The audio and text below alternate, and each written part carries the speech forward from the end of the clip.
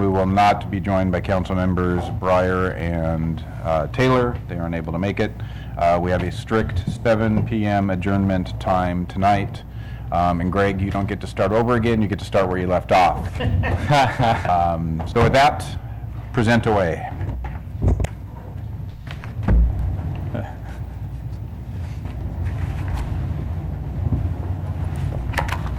Thank you. I'm Greg Zimmerman, Public Works Administrator. Starting where I left off with the sixth and busiest slide of my presentation. This is a presentation on the Public Works Department portion of the city budget proposal. Where I had gotten, we had just gotten through a discussion and overview of some of these composite numbers on this slide, which is slide number 8. And was down to the budget highlights. So I'll go through those quickly and just resume where I left.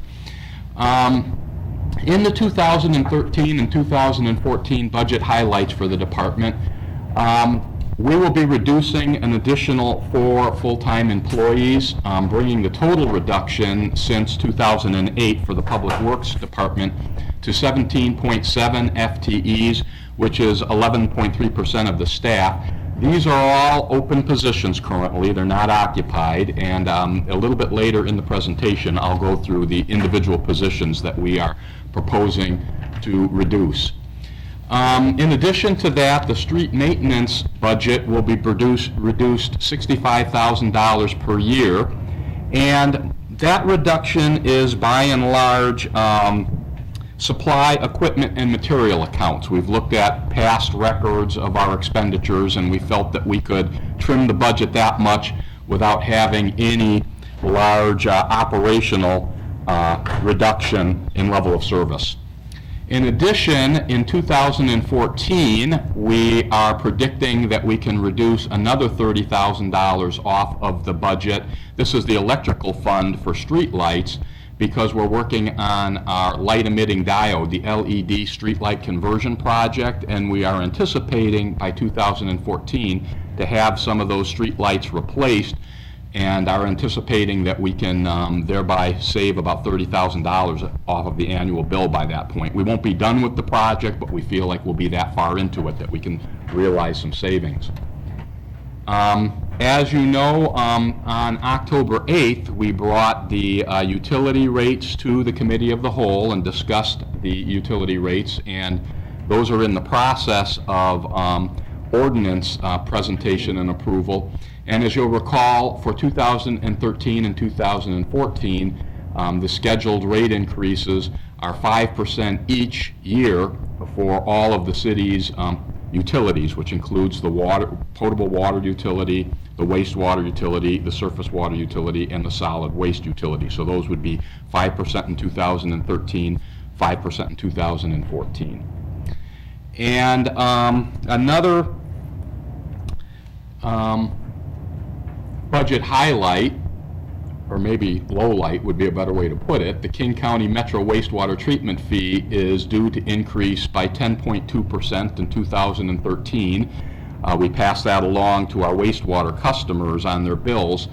That's not unexpected. We've known for about a year that the rate increases for Metro wastewater treatment would be going up that amount. And that results in about a $1.9 million increase in the department budget. Now, of course, there's a corresponding increase in the revenues we get, so they're offsetting.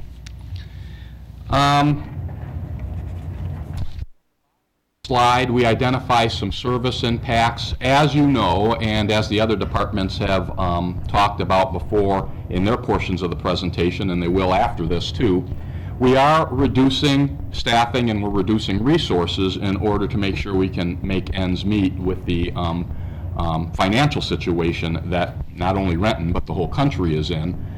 And we are doing everything we can in terms of making ends meet to make reductions in areas that don't result in service reductions to our customers and our residents. In other words, wherever we can, we try to make these reductions internal and internal service type things in ways that won't be passed along to a noticeable reduction in level of service. Over the years, there's been enough reduction that it's impossible to entirely accomplish that, but that's our goal. I wanted to make sure you were aware that that's one of our priorities when we look at the reductions, is to make sure that the customers feel it as little as we possibly can. One of the service impacts that is beginning to strain our resources a little bit, and this isn't the first time or the first budget process that you will have heard this, but we have set kind of a de facto level of service for street maintenance. We feel we can maintain the level of the pavement surface optimally if we have one maintenance worker for every 11 street miles. Just over time that we have added streets to the city and haven't been able to correspondingly add to our workforce. So now we have one worker for every 16 miles of street. So maintaining what we call the overall condition index pavement rating, which our standard is 70. 70 is a pretty good standard. It's not extremely high, but it's certainly serviceable. It means that you don't have a lot of potholes, you don't have a lot of the kind of alligatoring that you see in some streets that are really coming apart. And you want to try to keep that level of service above 50 if you can on the 1 to 100 scale, because when it starts dropping below 50, it becomes very noticeable in the pavement condition. It becomes cracked up and kind of bad. You can tell it's bad condition.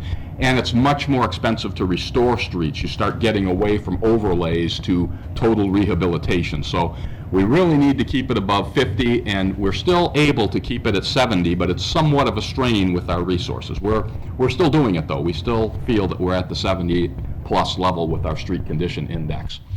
And we also have some reductions in not reductions, but delays in programs. Some of our programs we're not getting to quite as quickly as we would like. A good example is we are required to adjust the special development charges fees, which are the wastewater, surface water, and water connection charges that developers pay. They're not rates, they're the connection charges, so that when developers tie into the city utility system, they pay their fair share of the system, and that helps us keep our rates down because we get that contribution from the developers using the system. We are aiming to adjust those every 2 years, and those are the types of internal services that slip a little bit because we're busy with other priorities. So we're a little bit behind on the SDC adjustment. We're going to be coming forward as part of this year's budget process and talk to you about the SDC fees. But those are the types of things that sometimes slip a little bit just because we're recruiting our resources and trying to focus them on our customers. So I would like at this point to go through some of our goals for 2013 and 2014. I've given you some budget book references here, as Chip and Terry did in their presentation before mine. These goals are contained on pages 3-115 through 3-127 of the budget book. And I've just picked out some of the key goals that I wanted to go through very quickly. Of course, we want to complete the construction of the Rainier Avenue improvements between South Grady Way and South 2nd Street. We're still on time to do that by spring, hopefully April of 2014. It looks like we're on our schedule to do that. In the same time frame, we want to complete the construction of Phase 2 of the Southwest 27th Strander Boulevard project. Again, certainly by spring of 2014. We're trying actually to pull that, to complete that project a little earlier because, as I've mentioned before, we'd love to have that roadway in place at the time that the Rapid Ride F-line comes through and is able to use the roadway when they start up in the fall of 2013. Kind of hard to make that schedule, but that's what we're still aiming for.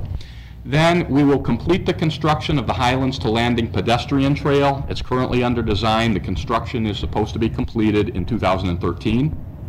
We'll work with King County Metro to implement the Rapid Ride Bus Rapid Transit Line F, which I just mentioned, between Burien and the Renton Landing, and that's still on schedule for September 2013. We are continuing our program to assume the maintenance of the surface water facilities in residential subdivisions. We're taking over some of those facilities now. The current count is 213 that we have to take over. We have somewhat more than 100 that are ready to be taken over. And in 2014, we're proposing to ramp up our staffing a little bit to take on the rest of them that we don't get in 2013. Rich? We're a small enough group, if you got a question, just, Okay. if you guys go out of control, I'll rein you back in, but just ask me directly. Yeah, my question is on the taking over the residential service water. Right. I understand we raised the fees for that, but we're not going to be taking over any of in the commercial areas? That's right. This program is to take over all of the ponds associated with residential subdivisions. Currently, the ones in Renton are maintained by homeowners associations, and so we'll be taking those over. Right, and I understand that, but I guess if we're asking commercial to pay a higher fee for their stormwater to take care of these ponds, I guess I question the equity, I guess. Part of the theory behind that is the residential subdivisions, most of the area that drains to them are city streets, because it's when we do a subdivision, city streets are built, so it's city drainage, so to speak, and an argument could be made that maybe we should have been maintaining those all along. The commercial ponds are usually on private handling, private runoff from private parking lots and so forth. It's not public assets. So that's one major difference. Okay, that makes sense. Okay. Then we're going to be working with Department of Transportation on development of the I-405 State Route 167 Interchange Connector Project. This is the HOV flyover ramps. The Department of Transportation intends, and this is a quick schedule, to be putting out an RFP, a proposal for design build in 2015 on this project. It's coming right up. So we're beginning to have design teams, and we're going to really start talking about what this project will look like. They're going full speed ahead with the design. 2014? 2015. 2015. So it could go to construction as soon as 2015. Where's the money coming from? They already have most of the money they need for the design and property acquisition, as I understand. They're going to need some more funding from the legislature to go into the construction phase. They seem to feel pretty confident they're going to get it, but obviously that we'll see. They got the money for the design from savings and other WashDOT projects. Isn't that true? Well, that's true. Part of it is a prediction that they're going to pick up the tolling money along 167, and the HOT tolling money is going to help with this. So they feel like they've got some established revenue sources for the next phase of this project. Obviously, they're going to have to bond and stuff too. The tolling money won't be enough in itself, but if you have a revenue stream, you can bond against that revenue stream. I understand from Judy Clybourne that there's $30 million worth of savings on 405 north of Bellevue, and she had that money moved over to this project, which I think was to the design, as well as other project money that you're talking about. Right. So there's actually quite a degree of optimism that this project will go forward. We'll see, though. Cross our fingers. And then we're working with the Community and Economic Development Department on the Sunset Terrace development and infrastructure improvements. As you know, that the city was able to secure some grants for surface water facilities there, for the common pond and some surface water improvements along Harrington. So we're moving ahead with that project. Complete the Taxiway Bravo rehabilitation project at the airport. And then, as I mentioned before, begin conversion of the high-pressure sodium streetlights to LED fixtures to save money with our annual costs. And we're hoping to get a grant to help us with the upfront conversion costs. And we'll only be converting the streetlights that we own. I mean, my understanding is we own a certain portion of the streetlights. Right. The Puget Power owns the rest? Right, that's right. It's about 50/50. We own about 4,000. Puget Sound Energy owns roughly in that range too. And so part of what we're doing in the early part of this project is identifying what's going to be the first project. And we are going to focus on the ones we own at first. And also some of the street lights are metered, some of them are not metered, so we have some more evaluation to do. This first step of the project won't be all of them. We have to identify phases, I think, is the way this is going to shape up. Because my understanding on the streetlights is if they're metered, then we pay whatever the going rate is, but the ones that are unmetered, we have a pretty good rate on. Right. So it would seem to me that we should be changing out the ones that are metered. I think that's what we're going to be focusing on first, the metered ones. The metered ones that Renton owns is most likely the ones we'll I do mean, first. we want to save Yes. energy, but if we can save energy and save money at the same time, it's so much better.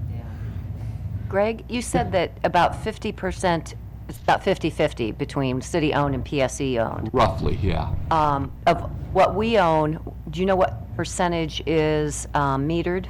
I don't, but I can get that information Just be for you. curious Okay. what we're looking at.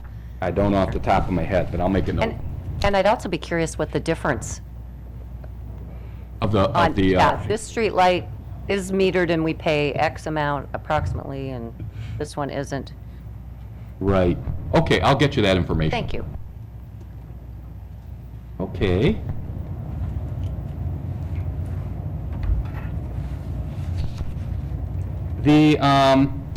Although there is a lot of belt tightening going on for all of the departments, it's not all bad news. We have some good news to mix with the belt tightening.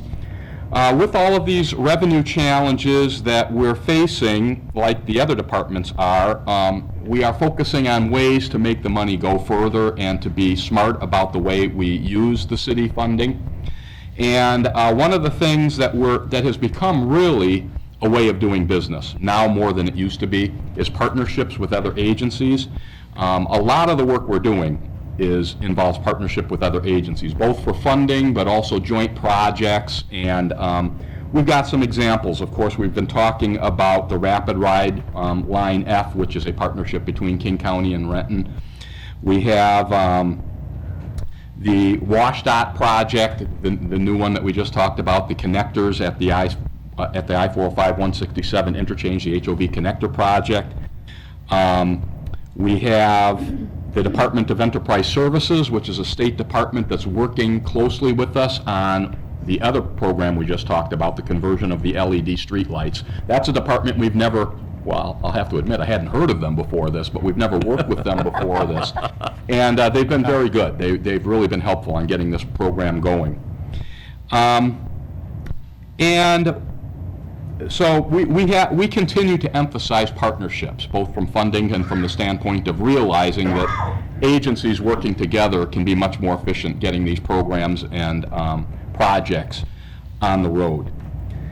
We are always working on continuous improvement in emergency response. Right now, as I think you're all aware, we are putting in GIS, Geographical Information System tracking systems for all of our snowplows, so we will know exactly where each of them are on a big map, on a big computerized map 24/7. We'll have a record of where they went. If there's any questions about people's neighborhoods and how often we got them, we'll have an electronic record showing where we were and when with all of the snowplows.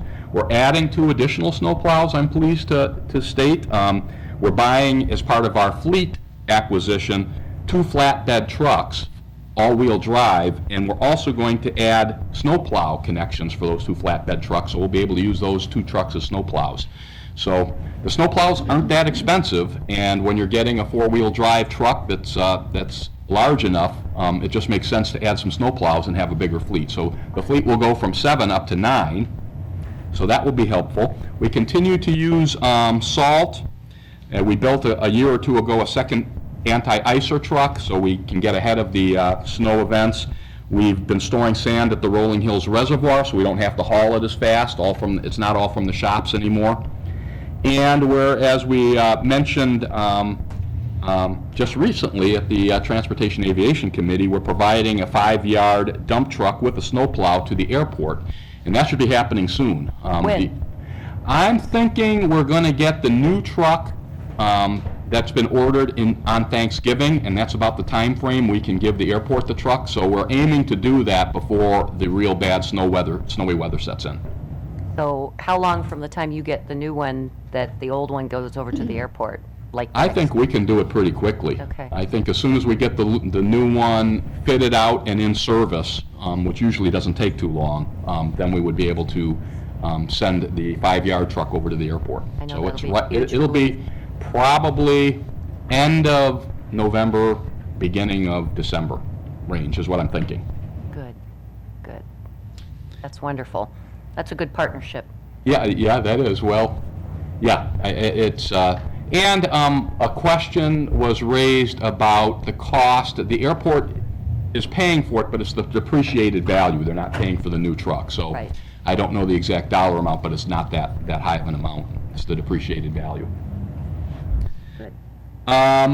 Also, we had an internal employee survey a year ago, and the Public Works employees have recommended some improvements that we believe if we incorporate into the way we do business, that will not only make us more efficient and hopefully improve the morale, because we'll change some things that our employees have brought to our attention need to be changed, but that will also result in improved service delivery to our residents as well.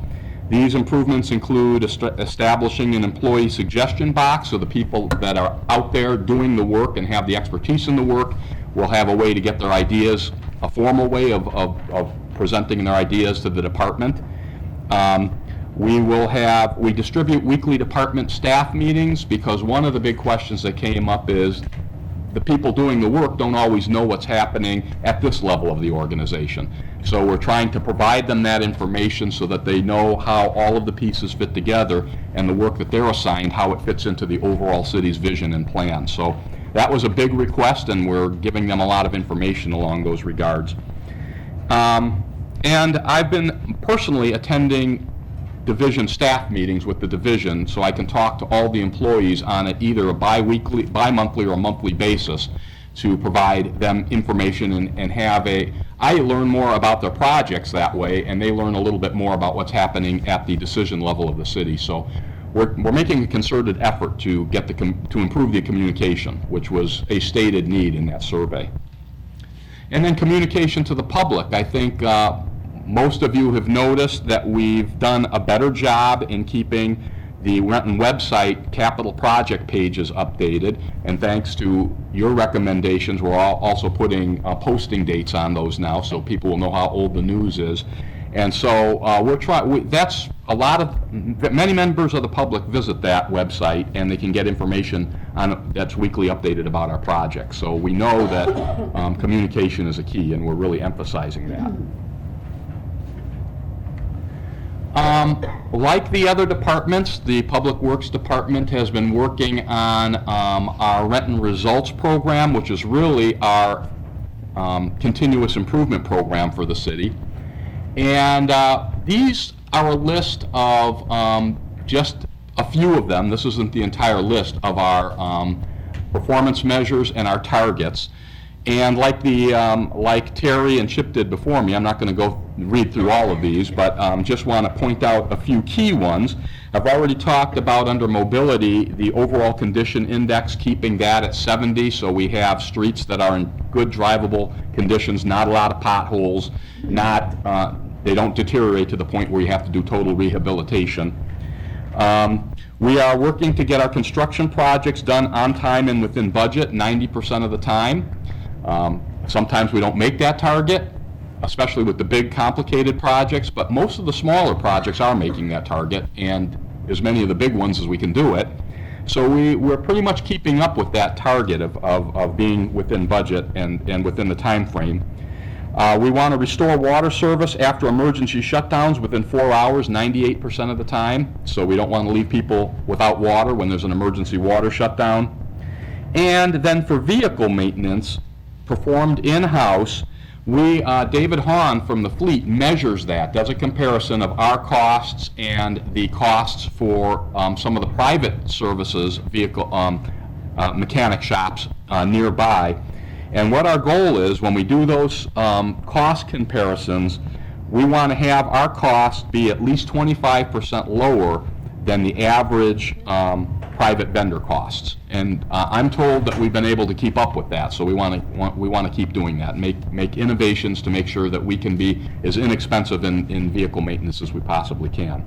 So those are a few. There's other items on the list, and there's other items that we have in our program that aren't on this list, but Renton Results is a key program, especially in a time when we don't have as much funding as we would all possibly like. We have to make the best use of the funding we have. Going to go through really quickly some budget changes from 2013. These are also in your budget book. Specifically on page 3-113, there's a list of these major budget changes. This isn't all the budget changes, these are just the major ones. And as I mentioned, we have 4 open positions that we'll be reducing for 2013 and 2014. One of them is an electronic systems assistant that works for the Signal Sign Shop. That individual is now working for Finance and Information Technology, so he's still with the city. But by moving into that department, he left that position open. We chose not to fill that position. What that position's been doing is doing mapping and inventory work so we can bring our transportation maps up to the same level of completeness that our utility maps are. And so by not filling that position, we're having those assignments done by other people, and we're getting a lot of good help from Tim Moore and the GIS folks over in Finance and Information Technology too. But even since the time when that position is moved, we have produced a streetlight map, a big streetlight map. It's our first one that shows where all the streetlights in the city are. And so we're still working toward getting all of that infrastructure mapped. Probably won't go as fast as it would have been. So that's one of the internal services I'm talking about. If you have to make reductions, that's the place we've been trying to make them. Another position was our principal civil engineer in transportation. You'll probably recall that earlier this year, we transferred an engineer who was in our transportation planning section over to transportation design to manage projects. It's the individual that's managing the Northeast 3rd, 4th Corridor and the Strander project right now. So that left an opening over in, one less employee over in transportation planning. And instead of hiring that principal civil engineer, we're going to reduce that position. So we're going to continue to keep the transportation planning engineer from this point on in the design section. That means planning will be one engineer short. They'll be down to 3.5 positions, but they'll continue to focus on their main programs, which is putting together the TIP, keeping our transportation modeling up to date, and doing our grant applications. We'll have a little bit of slowdown in some of the other work items that they do, commuter trip reduction, not quite as fast as we might otherwise be with the walkway program, but we're filling in as best we can, and we think that's a better use of the resources to have that engineer in the design, construction, project management end of things. So that's an empty position we won't be filling. We have 2 civil engineers in the surface water utility that we are going to eliminate their open positions. These 2 civil engineers actually were added to the roster in order to help us with our National Pollution Discharge Elimination System permit, the infamous NPDES permit that we have to do for water quality and monitoring our surface water, and also to help us with project development in the Benson Hill annexation. We are just assigning those duties to the 8 people we have in the section, and we're going to do without those 2 additional. We never had those positions filled, so it's not like we're really rolling back our level of service. We're just not increasing them by adding those 2 positions. And it's like the other departments will tell you, it's a heavy workload, but we feel we can keep up with it. So those are the 4 positions that we're proposing to reduce. And in addition, we're adding 2 positions in 2014. These are the 2 positions that will help us with the second phase. There were 2 ramp-up phases in the program we talked about a little earlier to take over maintenance of the private subdivision ponds. We hired 2 positions to do that in 2012, and the next 2 positions plus some equipment will be hired in 2014. You may recall, this was a couple of years ago when we were talking about the budget for this. We thought that hiring these positions was going to require up to an additional 7% rate increase to fund it. We have found that we aren't going to have an additional rate increase at all in order to hire these 2 positions. Just it's within the 5% that we were talking about earlier. So that's the good news. We had enough fund balance and we had enough efficiencies that we were able to, and one of the main things is we got those grants, those 4 surface water grants, about $3.5 million. We're paying for most of our capital projects out of rates now. So to have that savings really helps us and reduces the need for us to do additional rate increases to hire those 2 positions. So that's the good news.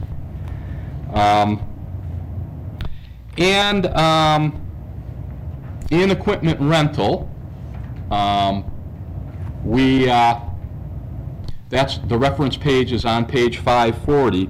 We had to do a catch-up on fuel costs. We were a little bit underfunded last year because the price of gasoline went up so much.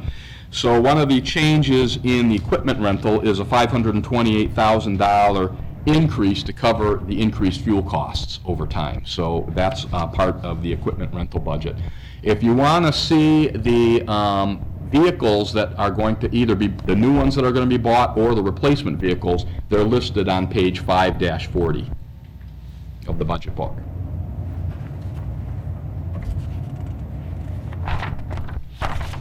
Okay, for the capital improvement program, I was intending to go over this fairly quickly for a couple of reasons. First of all of the transportation projects that we're going to be doing in 2013 and 2014 are the same projects that we talked about when we were presenting and you adopted the update to the 6-year TIP earlier this summer. So you're pretty familiar with the projects. As a matter of fact, you gave us a great deal of input on prioritizing the projects and how to, and which projects to select. In 2013, there's $25.3 million of projects. A lot of that is that we're going gangbusters on the 2 big ones, the Rainier project and the Southwest 27th Strander project. That work will be ending very early in 2014, and you can see that the TIP budget is much smaller for 2014. It's $6 million. We'll be doing a lot more design and a lot less construction in that year, so that reduces the size of the budget. As we talked about last week, the capital improvement budget is very fluid based on whether you're in the design phase or whether you're in the construction phase, and how we do on acquiring grants, which pay for most of our projects. The water utility is referenced in the budget book between pages 5-113 and 5-136. There's a $3.7 million budget for capital projects in 2013, $4.4 million in 2014. Likewise, the wastewater utility, I've got the reference numbers for the budget book 5-137 through 5-162. And for the surface water utility, the reference is 5-163 through 5-186. This one, the piped utilities, we did not spend as much time with you on the capital improvement projects. We did on October 8th, when we did our rate presentation to the Committee of the Whole, went fairly quickly through that list of projects, and talked about the major projects, but didn't spend a whole lot of time on it. What I thought that we would do today is certainly, if you wish to have a more in-detail presentation on those individual projects, we could do it. I wasn't proposing to do it today just to keep us all on schedule, but I'm certainly open to that if that's something that you would need, that we could look a little bit more closely at those capital projects. Well, when we get to that point of questions, I have several of them tabbed that I have quick questions on. Several. Okay.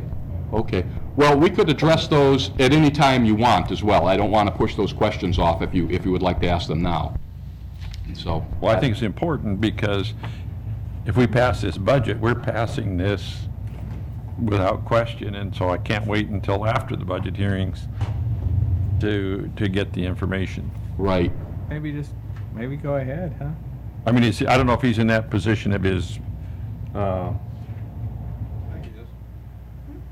Well, I have one idea to propose. We have some fees, as a matter of fact, the SDC fees, the special development charges, that I'm going to propose we come back and talk to you later in the budget presentation anyway about, because by missing 2 years, the proposed increase is fairly significant, and we think those need to be presented to you separately, not just as part of the fee list. We could add doing a presentation on the utility capital projects to that, if you would like to. I don't think it's going to take you very long to answer any of my questions. Oh, okay. I think you can answer them right off the top of your head. So, I'd recommend asking him, Sure. and if he can't, then he'll at least know what they are. Right. I'll certainly be able to, yeah. well, I'm going to start on page, I'm kind of putting a bunch of them together. Okay. 314, and there's several of these through, and it talks about temporary intermittent pay and benefits. Oh, okay. And it shows on that page an FTE count of 7 for 2013, up from 5.9. Okay, which page is that again? 314? 314? No, 3114. 3114. I just left the one out. Let me open to that. And I guess that's just your summer help, is that what that is? Yeah, for the most part, that's our summer help. We're going to have a couple of more temporary employees associated with the stormwater pond maintenance. You might, let me see if I can go to the,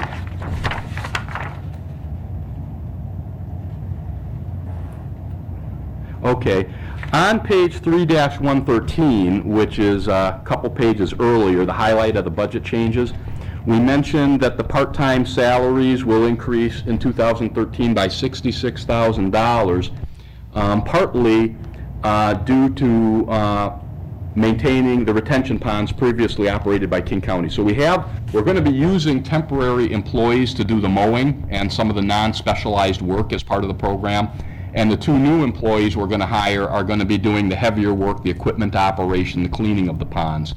So we are picking up, as part of that program, a budget to hire some more temporary summer help for that program. So that probably is part of it. Okay, I kind of thought that was. Then you've mentioned, and it shows throughout your whole budget and several things, the GIS program that we have. And I guess I have 2 questions there. The first one you most likely won't know the answer to is, how much money are we spending on a citywide on GIS? Because it seems to show up thousands here and thousands there, so it sounds like to me that's a very substantial program that we're doing, and I'd like to know exactly that. And then, going along with the GIS thing, I think it was about 2 years ago, you came to the council and asked for a new computer program that would interface with the GIS, and it was a EMA or EM or whatever it was. Asset management program, yeah. And that you would then be able to tell if a worker was out on the street and filling a pothole, you would be able to, he would enter it in on either on an onboard computer, or it'd come back at the end of the day and it'd get entered into the computer, so that if I ask the question, how many potholes have we repaired on Williams Avenue from Grady to South Second, you could go right in there and say, oh, we filled 9, and here's the dates and the times that we did it, and that would stand pretty common for any of the work that you did? You know, how many water mains have you repaired? How many water meters, date, time, location? And I'm just curious, how is that program working? The program is in place, and we are inputting data. It has turned out to be a little bit more time-consuming, and you have to switch between screens, and it's a little bit labor-intensive, so we've been working with finance and information technology to see what we can do to make it a little bit more user-friendly. We do have to make some revisions in how we're using the program in order to make it fully fit our needs. I guess I'm a little concerned because I don't know what we paid for that. That would be another interesting, I'd like to know how much money we have into that program. But I got the impression when this was presented to the council that it would be up and running within 6 months or 9 months, you know, and so that if I were up here tonight and say I'd like to come down and see a demonstration, I could see a demonstration, and I'm getting an impression that we can't do that. We're updating the information. It's a little bit more difficult to use than we would like it to be, so it takes a little bit of time to get between screens and so forth. So do you have a time schedule of when, I mean, by January we'll be able to have a full-blown demonstration? We could probably put a demonstration together. I don't think that we'll have all of the user interface problems solved by then. I guess, well, What date would that be?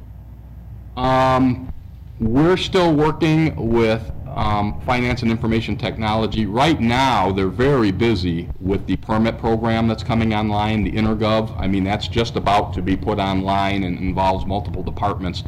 So it's kind of a bad time to get a lot of attention on the EAM program.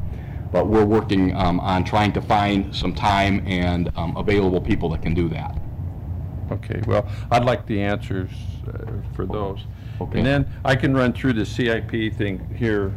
My first question, and this is, well, my first question on page 5-54. 5-54? And my first question is, and I'll save that one for one of the other pages. I don't see it here. Anyway, that is the $14.2 million for improvements to 116th Avenue Southeast. Right. No money is intended to be spent until 2015, which is $3 million. My concern with that project is that here we are, we're putting it in the CIP like we're going to go there. And I think we need to talk to the community up there first to see if that's what they want. You start putting a 4-lane mega road in front of a grade school without talking to the people, I think I have some concerns. So that's just a comment. I don't expect an answer. No, you're absolutely correct. We will need to do quite a bit of public outreach on that project. Yeah, and I don't want to spend money until we do the public outreaches. And then we're on page 5-68, and it's entitled Roadway Safety and Guardrail Program. Right. This program will make miscellaneous guardrail improvements each year and improve safety of the roadside environment. I would just like to suggest that we do something with the guardrail on Sunset Boulevard, there by the Hauser Way Tunnel where you come off the freeway, because it just seems like it's always down. Right. And that would seem to me to be a priority to get that fixed. By the way, great timing on that, because as you know, it's a customized aluminum handrail. It takes quite a while to fabricate, and we no sooner get it up than another piece goes. And some of it's by theft, and some of it's by accident, because it's aluminum. So we actually are we have a consultant looking at options, whether we want to replace it in steel, or whether we want to even look at a fence potentially instead of a, a cyclone-type fence instead of the aluminum handrail, or is it better just to keep the handrail, although, as you say, it seems perennially there's a piece missing. So we are actually looking at that right now. Well, yeah, because the orange plastic fencing doesn't stop anybody. No. Then my next one is just a question, is on 5-85.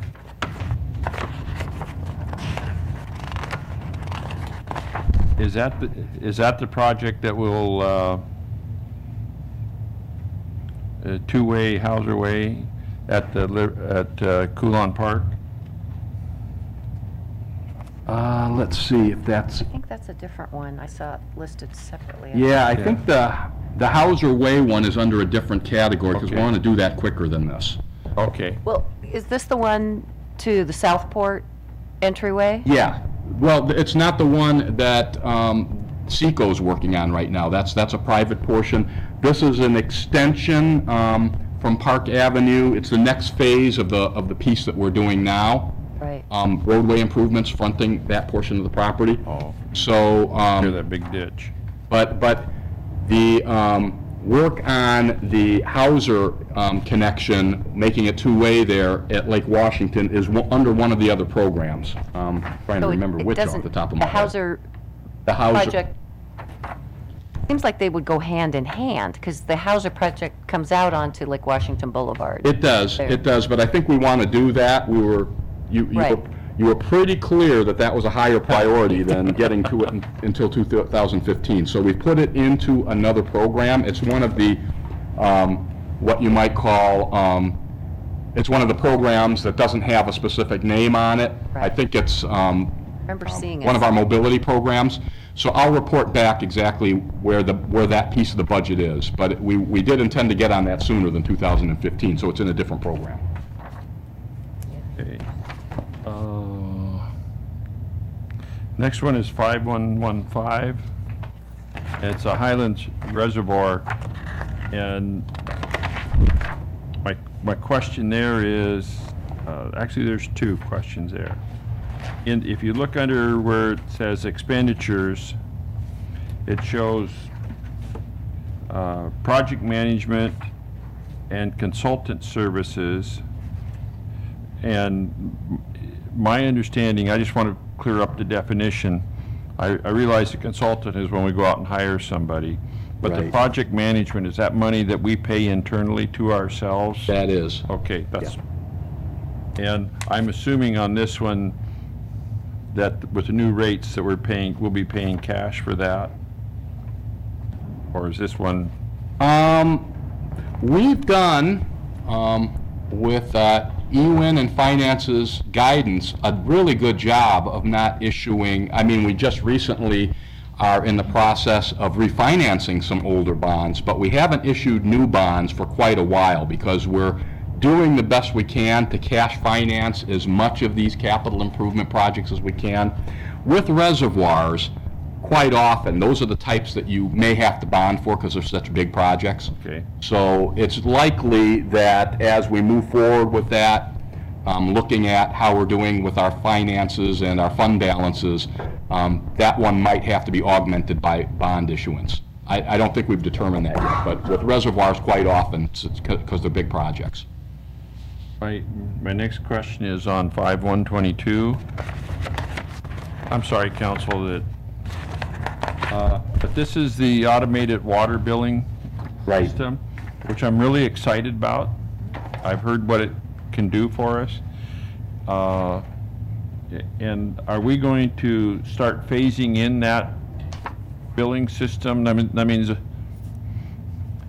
Go ahead. my understanding of the system is this, that it's so sophisticated that if I came and thought I was having a leak in my system, you can go to the meter and look on your computer and say, gee whiz, you were using water, say, between 11 p.m. to 3 a.m. or 4 a.m., which is a time I would be normally asleep, at least in my household. And so that would indicate that maybe we have a leak, and so you could help us find out that. And then, because you're automatically reading it, we won't be sending out a meter reader anymore, right? That's right. Will we be billing the actual cost Yes. every month? And are we going to start phasing that kind of billing in? We have over 2,000 of those meters installed and working right now. And our goal is to have 3,000 of them out of the 17,000 by the end of this year. And already, and exactly as you said, it's 24/7 reading and wireless communication of the meters. And already we've helped some businesses find some areas where they have leaks. We found believe it or not, a broken ice maker that was costing the business money, because you can identify exactly when the leak is happening. So we're already making use of that, and I'm not. I'll have to come back with you and answer the portion of the question when we're going to start, how we're going to do the billing transition.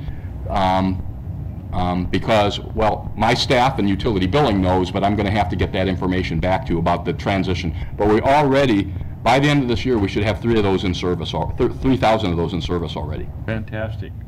If I could ask a follow-up, yeah, Don, I appreciate your asking about that one. That is one that I'm anxious to see implemented. I've had leaks at my house, and when I do, I think I lose like $100, $200 at a time or whatever, and then we figure out where the leak is. But it looks like we don't have that one completed till 2018. Yeah, it's a 6-year plan. Yeah, and yet, customers and the city are going to save a lot of money. So Right. I think it is one we'd like to see prioritized. Probably, it's one of the projects that probably pays for itself. It's a big step forward in how we handle billing and how we do keep a 24/7 account of water usage. It's going to help in many, many ways.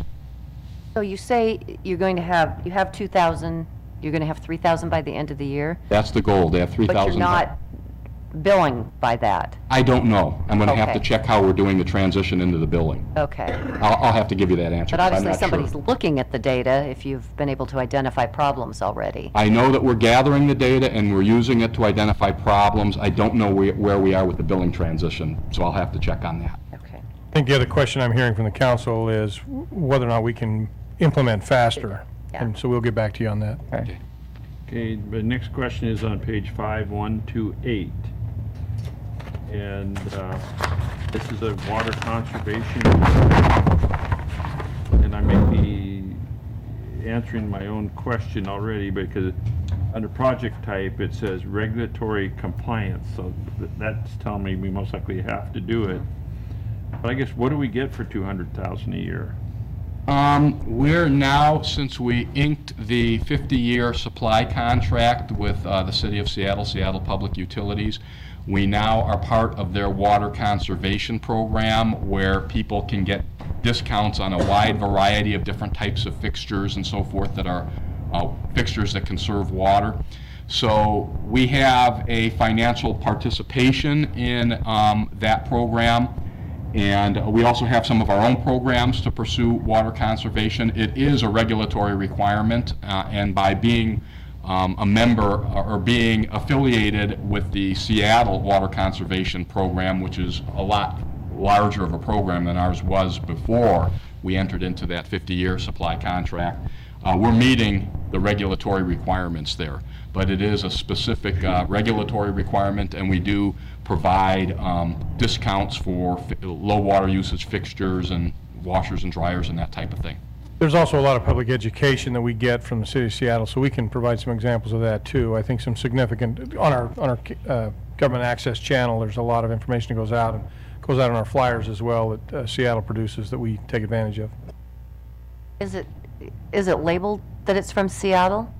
Because if it was, I probably would just cruise on by. No, it's fairly generic. It's about saving water and what Okay. we can do, tips on how to save water, I think, and some other things. We can provide some examples, I think. Yeah, I'm trying to remember if we have both the Seattle Public Utilities logo and Renton's logo on it. I'll have to check.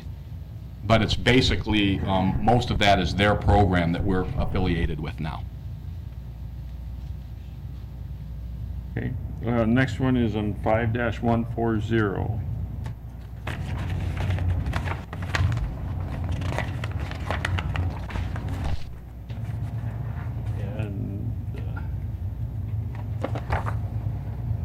guess it says it's a $225,000 expenditure to install approximately 700 feet of 8-inch sewer main to serve a private road that serves 7 lots with septic systems. My question is, and it indicates in here that to be done by an LID. I mean, and so my question, a special assessment district will be formed to allow for the cost Right. as connection. I mean, So, what happened? I mean, okay. is that an LID that It's- people have to agree to? I mean, it seems to me for the city to put $225,000 in a sewer pipe For 7. for seven people is a lot of money if we're not guaranteed we're going to get it paid back. Right. The way the special assessment districts work, it's a little bit different than an LID because the city can choose to go ahead with a project and do a special assessment district, and then any of the residents that hook up into the sewer have to pay when they hook up. They don't have to pay if they don't hook up, but when they hook up, they have to pay their fair share. And we sometimes do these type of projects if there's a health safety issue such as failing septic systems, which we have a question of failing septic systems in this area. And so what we do is we put together a special assessment district, do an assessment roll all through the council, and establish a cost for each one of the residents that, but the city pays up front, and then we get paid back over time as the individual property owners connect to the system. And the intention is to be fully paid, but you have hit upon a very good point. If the residents choose not to hook up to the sewer line, we don't get paid for that lot until that happens.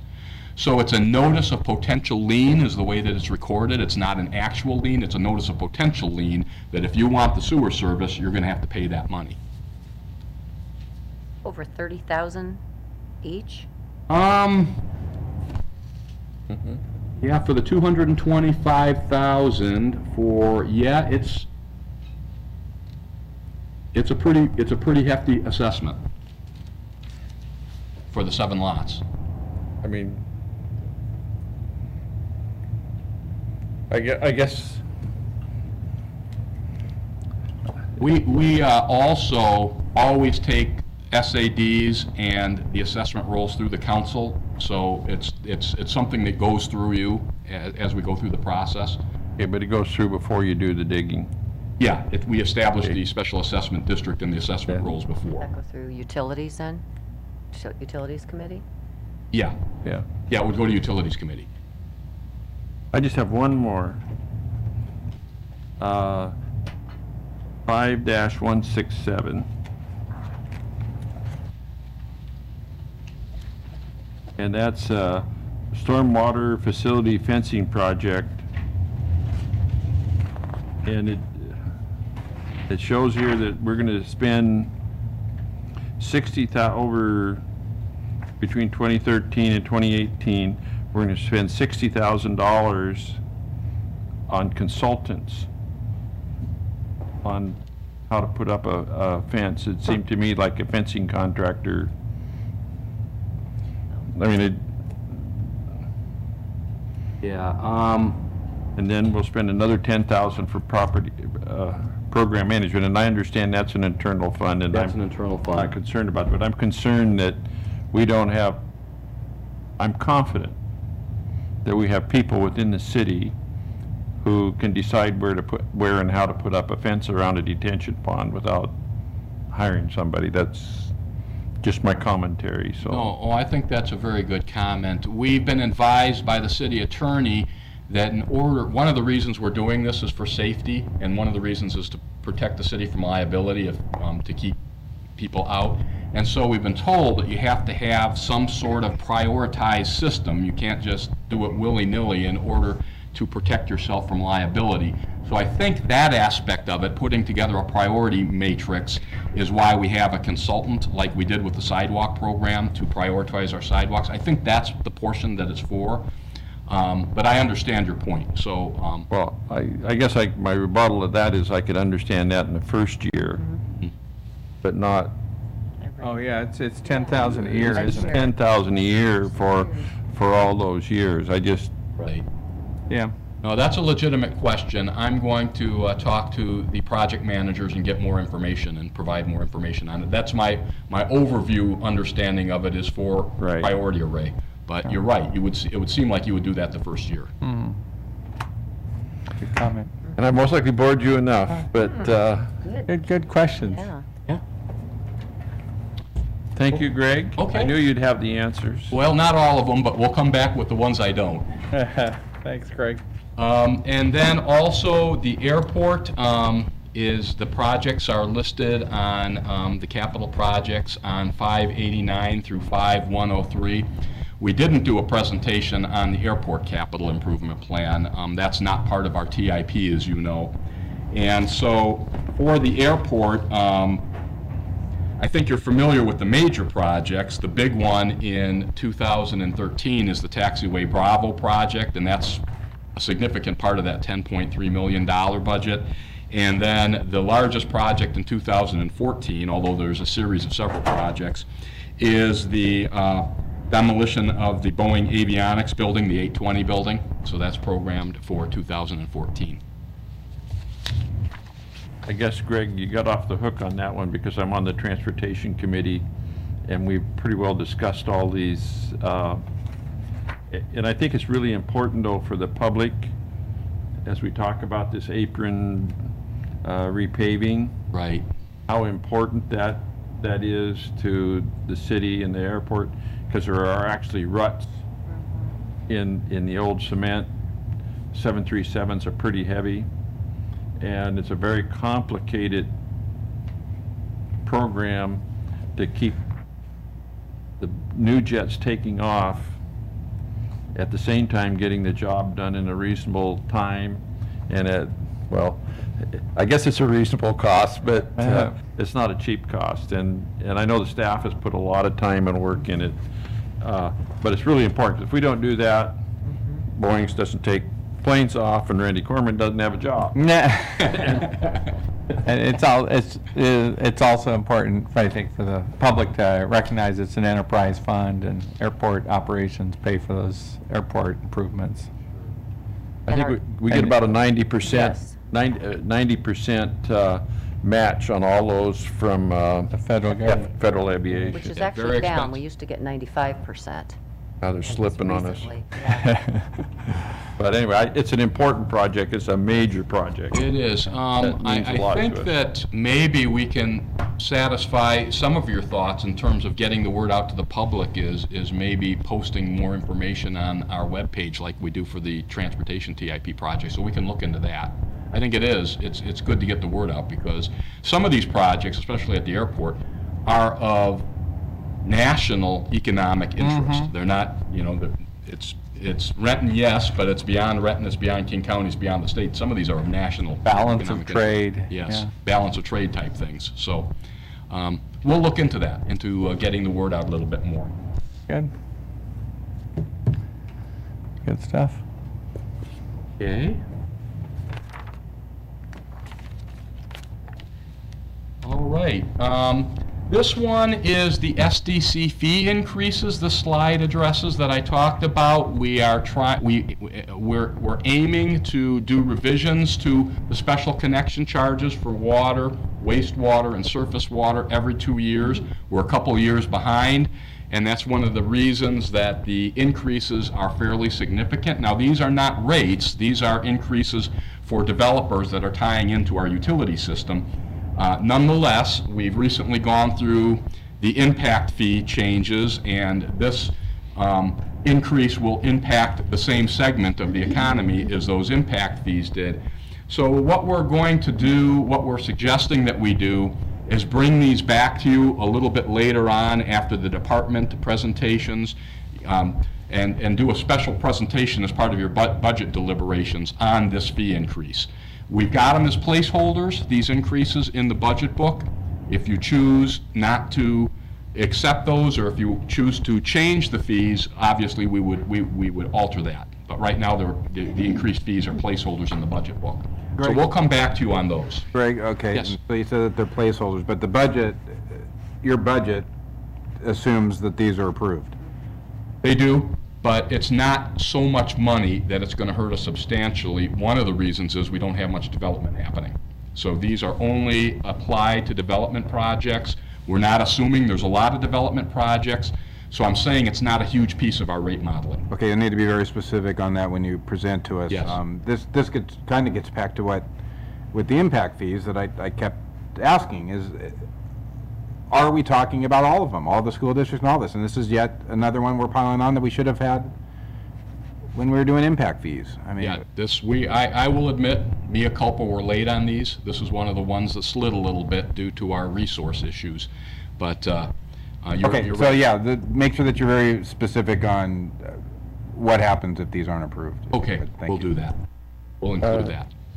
Rich, I think this would be a good discussion to have at a committee of the whole.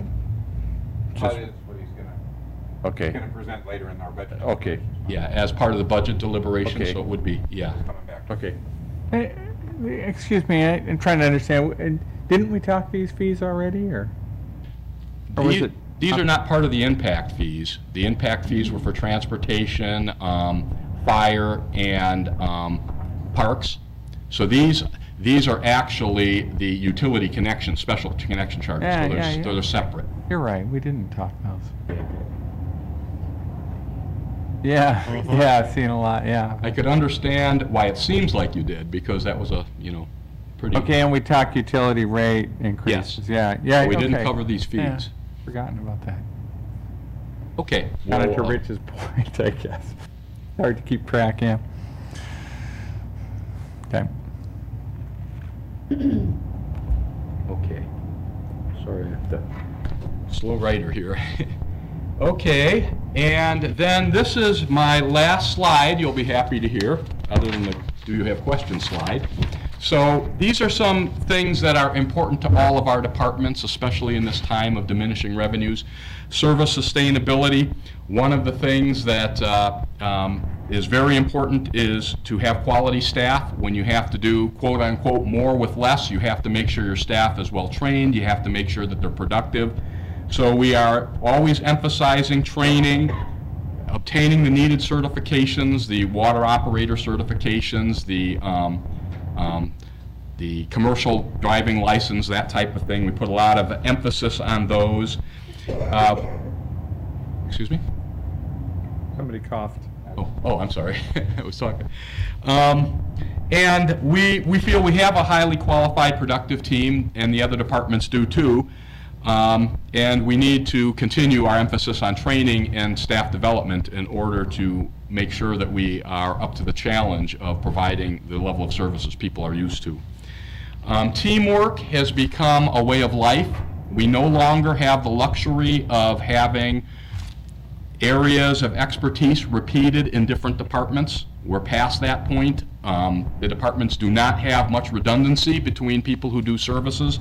So that means we have to use all of the departments and their expertise to get these programs out. It's become a true way of life.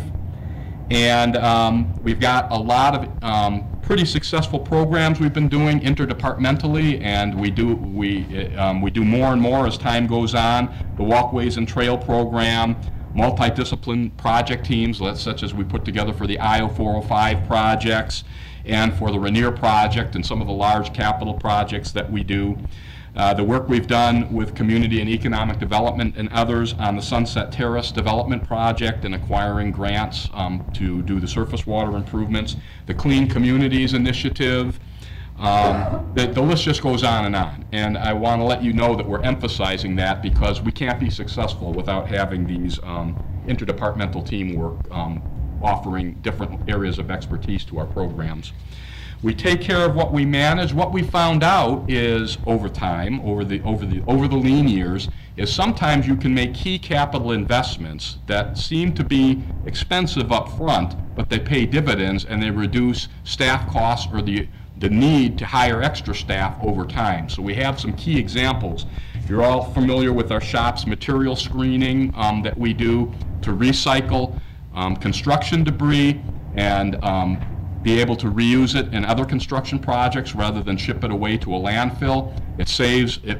It significantly reduces our landfill costs, and it also reduces the cost we have to pay for new materials because we can reuse the screen materials.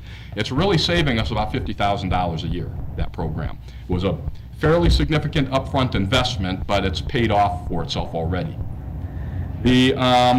As you're aware, we're converting some storage bays in the shop to a couple of bays into fleet mechanic bays, and that is going to allow us to stretch our resources because we don't have to jockey around vehicles as much. We can have more vehicles immediately accessible to our maintenance mechanics so they can move from bay to bay and do things without a bunch of setup time and without losing time moving vehicles around. So it's very important. It's a much better use of space. It's a $30,000 upfront investment that's going to probably over time save us the need to hire another mechanic in the next few years. So those are the types of things that we're really emphasizing, taking care of what we manage and doing things smart so that we don't have to pay more in the future.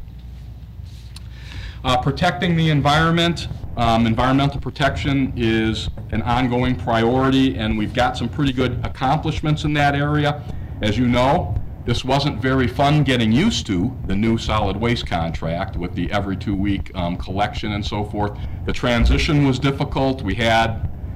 Doing it during a snowstorm wasn't any fun. There were all sorts of elements of that. But now that we've got it implemented, most of our customers are used to it, and it's an award-winning program in terms of directing a good portion of our waste stream to recycle rather than to the landfill. It's really a leading edge type of collection program in terms of the environment.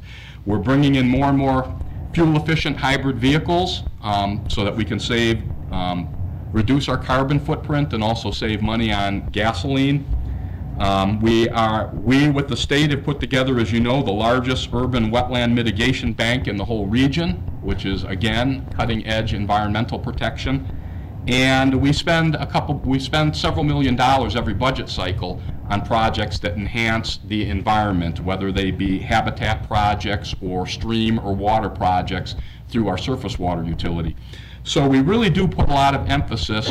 I think Renton's one of the forefront cities in following the requirements of the NPDES permit as well. We successfully are implementing all of those, sometimes not inexpensive, new programs in order to be in compliance with that program. We're not one of the cities that you hear some of the regulatory community muttering about is falling behind in their obligations. We're keeping up with our obligations with the NPDES permit. And I would like to end my presentation with secure funding. As you know, the last 2 years have been banner years for acquiring grants. The total amount of grants that we've acquired over that period of time is $30.4 million. Wow. $22 million of transportation grants, and then we have about $3.5 million of grants for surface water work that we got through the Department of Ecology for the Sunset Terrace area. We've got the grants from the FAA for the Taxiway Bravo project, and also, of course, not to forget the Aerospace Training Center. It comes to a total over the last 2 years, as I said, of $30.4 million. I don't think I've ever been around in a couple of years that we collectively as a city have done better than that. And it's not just public works, it's community and economic development, and it's a lot of other areas that are supporting on this effort. I can't promise that every 2 years is going to be successful as the last 2 years, but it's something that I think we can all be happy about. When we acquire grants, we use that money to build projects that benefit our residents. So with that, Greg, as a matter of policy, we want you to be that successful every 2 years. Yes, Just saying. I spoke too soon. Yeah. yeah, Questions exactly. from council? Well, now I'm ready. With my questions, no. That was Don's for warm-up questions. Greg, that was a perfect 38 minutes. I know. Did just perfectly on that. Did you mean a 38 or an hour and 38? Well, yeah, maybe I well. left that part out. Thank you, Greg. I appreciate it. Ewan, I'm going to riff off a little bit that Don had brought up. When we do the administrative services, information technology, can you give us, incorporate in your presentation then, detailed presentation on some of the GIS, the permit one, how much we spent, where we're at, how much more we're going to have to spend, and I'd love to have, if you could include in the presentation, a little bit of the feedback from some of our end users, because for some reason I've got a feeling that Public Works may not say that that project's going as well as Information Services may say. So if I can make sure we get a little honest assessment, but break it out in already paid and where we're going in the future and how much that's going to cost. Anything on that, Don? Does that answer? Sounds good. Excellent. I just want to say, don't blame Greg for being so long. Oh, no, It he- was me. anybody who watched knows it wasn't Greg's fault. Thank you. That's going to help me a lot at mayor staff meeting tomorrow. Thank you. Get out of jail free card. Next, I believe Ewan is Court Services. Okay, where are they?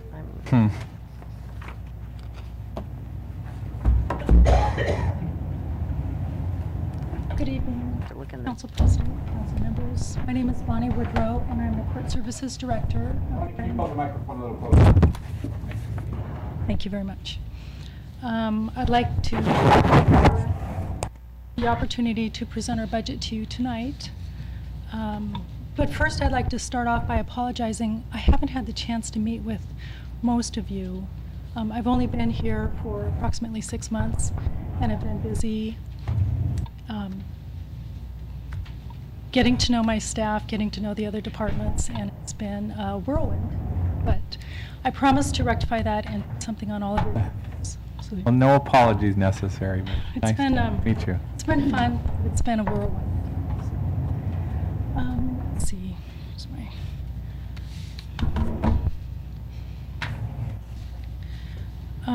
and lastly, I promise to be brief. I know you have a very aggressive agenda tonight, so I will.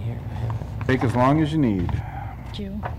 We're a small department, but an important to the city government, and it's important to say that we have a large impact on the citizens that come before us every day. Our organizational structure is, there's 15 of us. Judge Hirado and I are administration. We are broken into 3 divisions: criminal, infraction, and probation. Our criminal and infraction departments have a lead supervisor of, to put it differently, and we also have a probation department of 1. Our probation department, our probation officer supervises mainly DUIs because her caseload is so high. I'd like to increase our probation officers sometime in the future so that we can monitor more case types. I do want to say that the court staff is a dedicated group of individuals, and it's been my pleasure getting to know each and every one. Truly good representatives of city staff.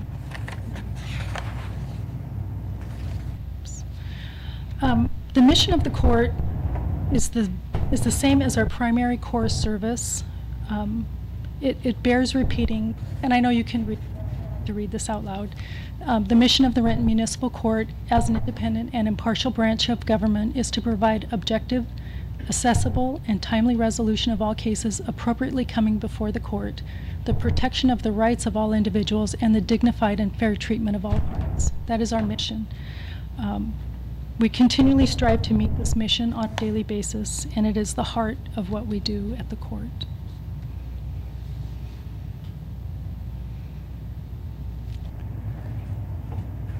The stats tell our story in greater detail and is broken down into 3 groups. And there's a lot of information on the screen. The top portion is our infraction, or our court filings, broken down by infractions, criminal citations, and photo enforcement. The bottom half is the number of hearings that we hold for each of those case types, and we have given you a 5-year snapshot of what we do. I have more detailed information about the different case types if you'd like to know, for example, how many DUIs for any particular year. If you'd like that information, I'd be happy to provide that to you.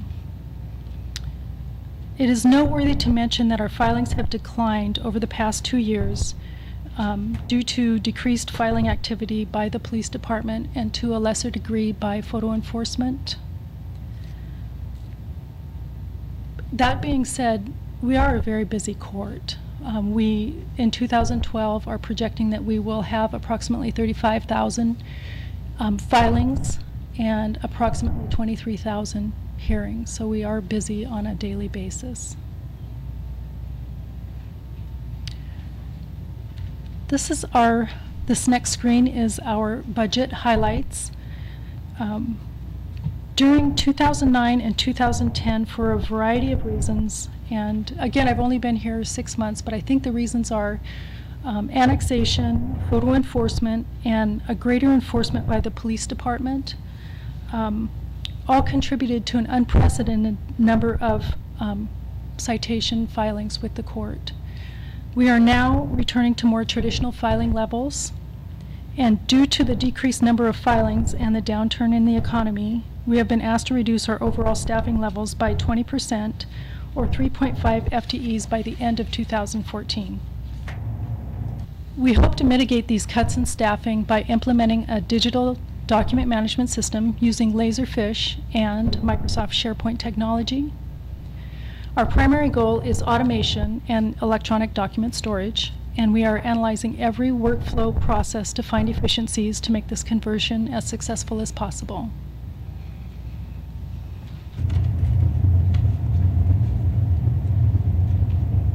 The next slide is our performance measures. We are establishing a baseline of performance measures in order to increase efficiencies. We are hopeful through the use of surveys we will be able to gain a greater understanding of the expectations of our customers and develop office protocol based on that information.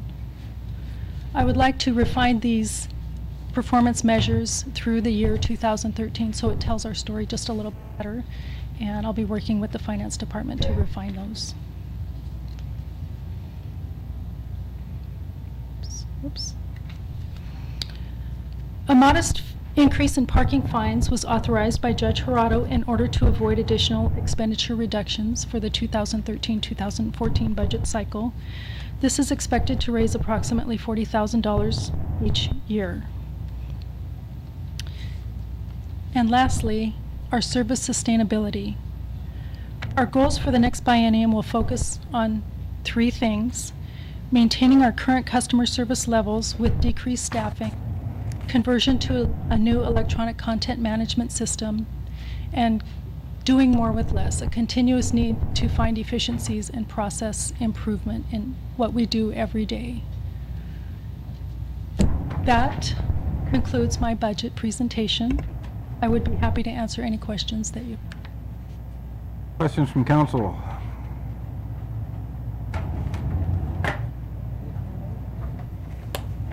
That's the hook. I have a couple, but maybe more directed towards Ewan. Looking at the chart, 2013 proposed expenditure revenue, 2014 proposed expenditures revenue, $400,000 more in revenue than expenditures. And where does that $400,000 go?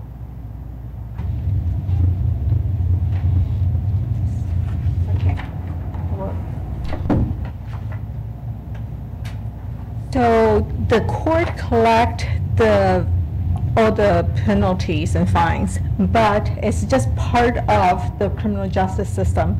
So it also support our prosecution attorney as well as a police officer who actually issues the citation. So when you look at the total cost of criminal justice system, this cost really doesn't cover everything.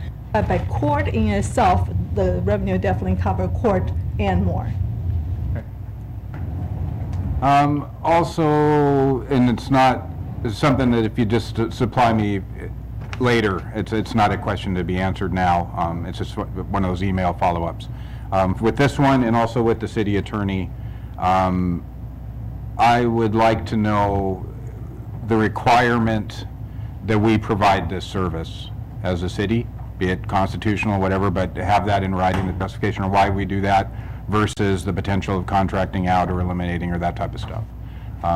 So basically, why this is a core government service that the city needs to provide, the reasoning on that. I'm fairly comfortable with why we have to do public works and why we do community service, but I just think for the record, why city attorney and court is a basic governmental service, just for budget purposes. Thank you. Nothing else? Thank you very much, Bonnie. Look forward to talking with you. City attorney. Hey, speaking of which, looks like they're next.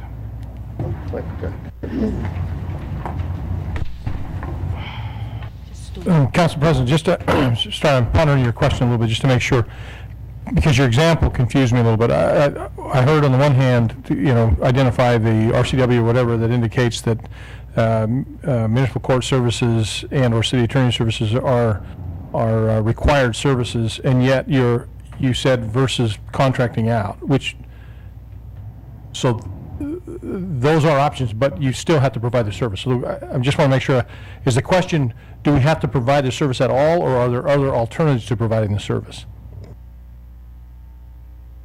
Yes? Isn't that what I asked? So there are two questions? I can do that. If there are two, the question, I don't want you one to- question is it a service that you could you eliminate municipal courts entirely from the city and no longer provide any municipal court services? The Right, answer is that was no, the and question. okay, the answer is no, and we'll provide the documentation. Exactly. The other question I thought was versus contracting with King County or somebody else. That's a different question. And we did look at that, you'll recall. Yeah, not earlier. necessarily the second version. Okay. Going to that, but I First think, serve, okay, yeah, first I question. think just for the point of when we're looking at funding governmental services, I mean, that's kind of it's lacking in the narrative. Yeah. And so I'd just like to have that.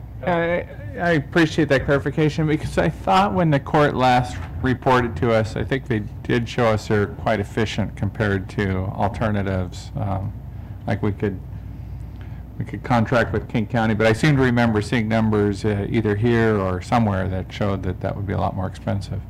And that's not what I'm asking for now. I mean, that would be separate work and that type of thing. Just, Okay, yeah. just the discussion points on why government needs to be funding them, and so we can take it for the budget. Okay, we can provide that. Thank you, Jay. Okay. Are we ready to fly? I'm Larry Warren, City Attorney. I think this is my 35th budget presentation. At least that's how long I've been serving as City Attorney. A little bit of history to answer some of Mr. Zwicker's questions. When I first started, I was a city employee. At some point, about 10 years into my career, the mayor asked if I wouldn't provide the services on contract, which I did for a number of years. And about 3.5 years ago, the mayor said, time to become in-house. So back in-house. I've been both ways. You're required by state law to have a city attorney. You're required by state law to provide prosecutors. So that's basically what we do. I have 11.88 employees, and over half of those are dedicated to the municipal court, prosecution, and our discovery clerks. And they are very, very busy and will become more busy in the near future. We have a real depth of experience on the civil side, with all of our attorneys having over 20 years of experience. And I have 38, and I think Sonetta, Fontes, and Mark Barber have 33 years of municipal experience. So this is the rough overview of our budget, kind of playing on the questions that were asked of the last presenter at the court. You can see safety and health, $622,000. That's the prosecution side of the budget.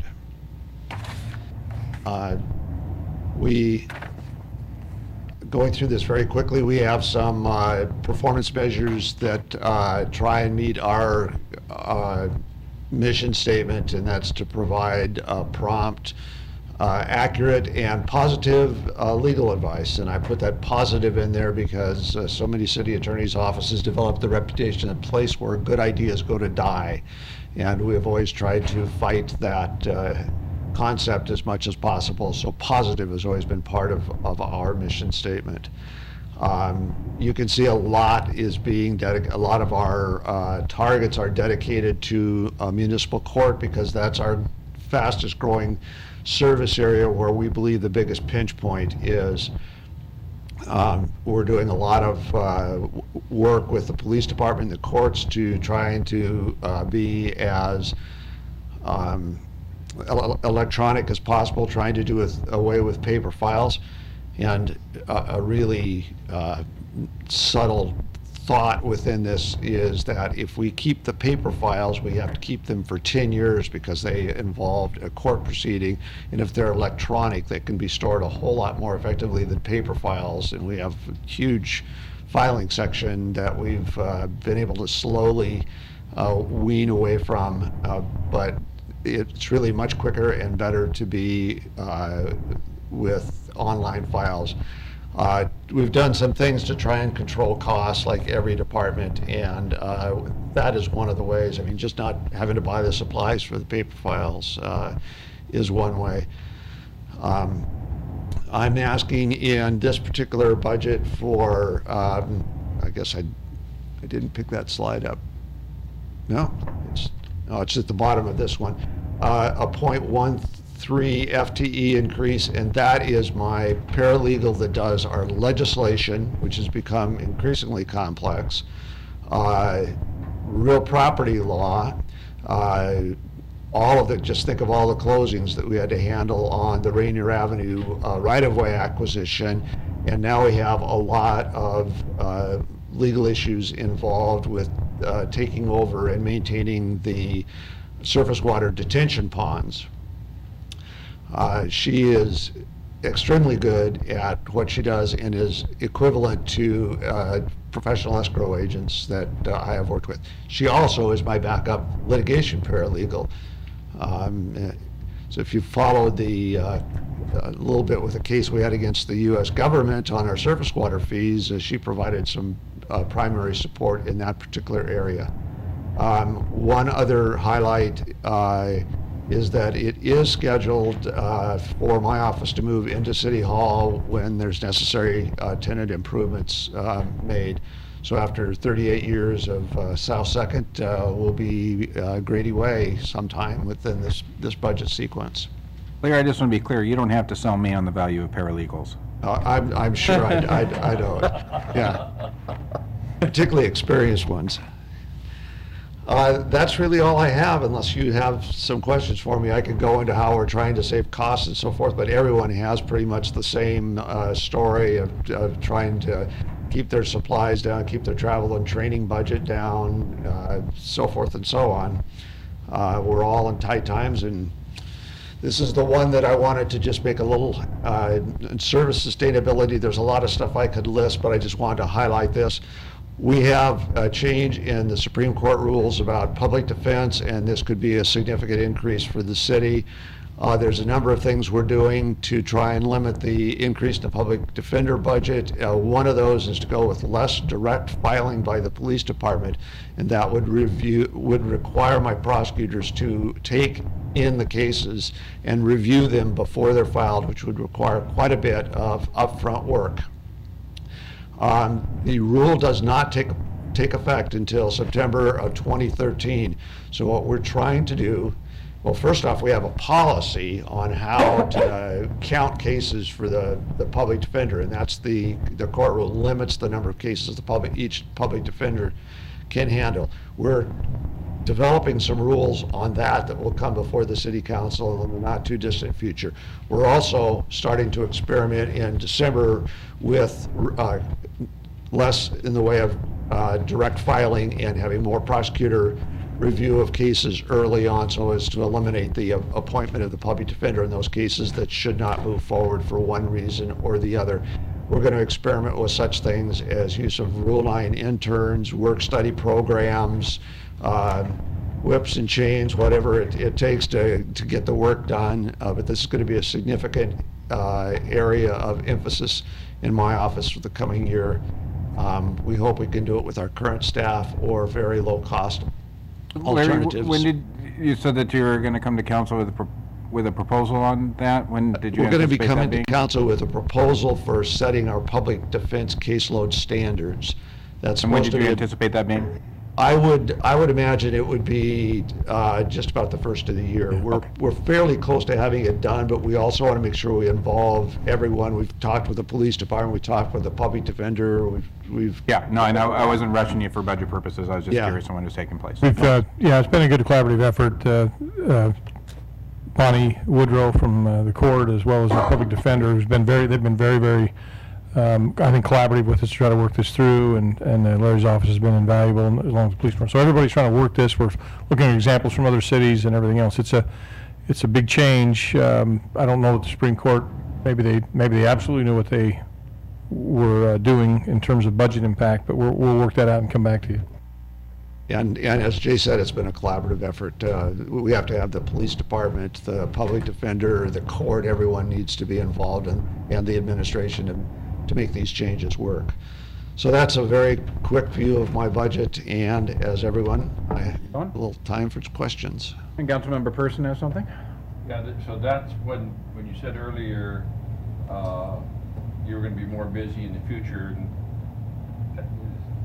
Is that the reason?